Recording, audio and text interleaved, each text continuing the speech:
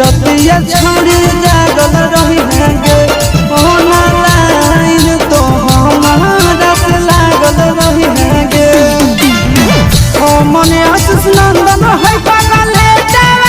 छौड़ी पागल छौड़ी होलिए के सुती है अगल गेटावा के छौड़ी होलिए के सुती है अगल गेटावा के छौड़ी।